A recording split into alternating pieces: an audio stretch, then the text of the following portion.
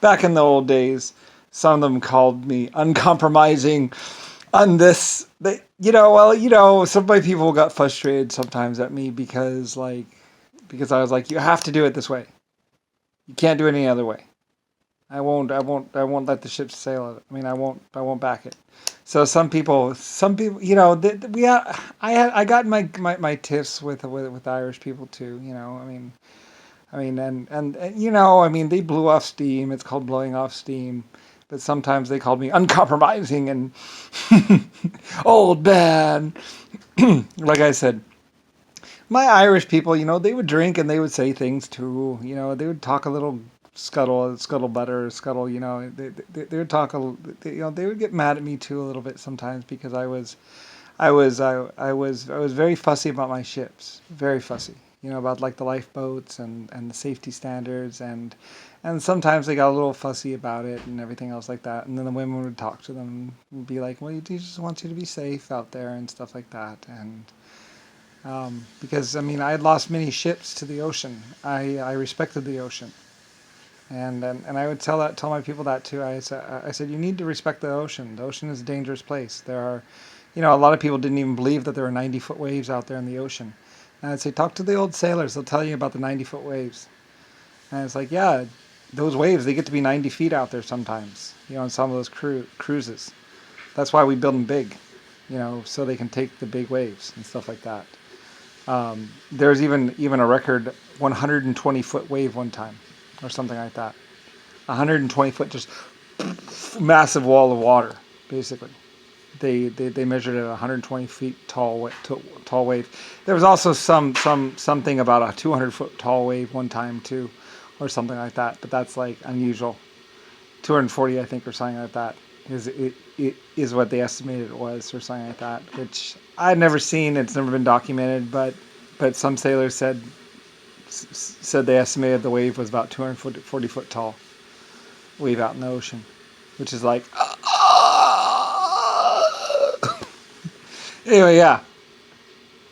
So yeah, I mean, in the hundreds or thousands of years that we've been sailing through the ocean seas, my ship captains and my ship crew have seen a few things, as they say. Yeah, I think it was a 240 foot tall wave one time that they saw, 240 foot tall breaker or whatever they called it. Anyway, yeah, like the perfect storm style, like just basically this wall of water coming at you, you know. And anyway, though, like I said, hundreds of years. Everyone's like, I don't believe it. I don't believe it. It's like, I would just say, just talk to the sailors, the old sailors, and they'll be like, yeah, they get to be that big, maybe 500 foot, for you. Anyway, hundreds of years ever since Helen of Troy, my ships have been going to the sea, and all that. So, Lucifer Starline ships, basically. Um, so anyway, though, yeah, you know. So everyone's like, it's like my Irish knew better. So did everyone else. All my people. I mean, now I'm surrounded by annoyances like Rick Bash and Godney and all that other stuff. It's like, oh, like I've come so far and now I'm surrounded by annoyances. Well, we all have to fall sometimes. So, someone said. So I guess 900 trillion years and whatever, it ain't bad. So, and still my ships sail the open seas, sailing open seas, and my Panama. So, anyway, Godney. You'll never forget Godney.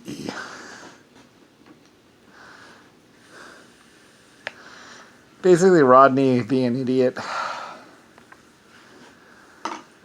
Like I said, I never should have named a battleship after him.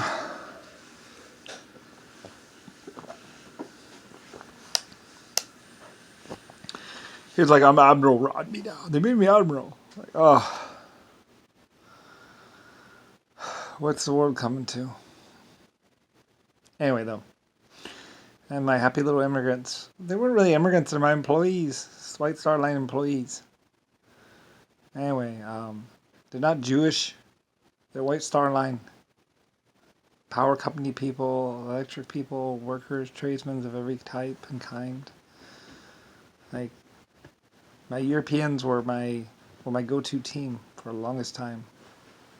Like like I say that there's times when I would just tell them, I'd be like, I won't do it unless I have a German team on it or something like that. Like the Germans, the Germans were my team, and the Irish people, like I had my team. So, and I was fussy as a child. I was really fussy, and they told me my team was dead or something like that. And I was like, what do you mean my team is dead? Like anyway, I don't know. You know, people die. So anyway, only I lived on. So like so many people were 90 years old and stuff like that, but they still remember the old days. Some people said when we mentioned your name, you could see a twinkle in their eye. Like there was a time when I said just tell them my name and stuff like that. Lucifer Star or Ellis or Brian, I mean, they should remember me. Belfast, Shipyard, Ellis, Slate Yard, stuff like that. Like my people were old, but they a little twinkle. I said some of them lived and breathed those ships and building and stuff like that. Some people said that the old people, they got a little twinkle in their eye, remembering the glory days, like me. So anyway, young little whippersnappers know nothing. I love my people. They were. Some people thought I died or I was gone, and it's like no, no, no, no. My scientists or some people made sure I lived. They saved me. They just made me young again, small again. I'm still alive, and I love you. I remember you. I remember all those times and everything else like that.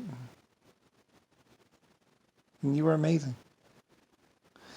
It's a little comfort to an 80 or 90-year-old person, but I offer what I can. That I was your leader. So, and they followed me everywhere like little ducklings, like I say. The young children have no idea.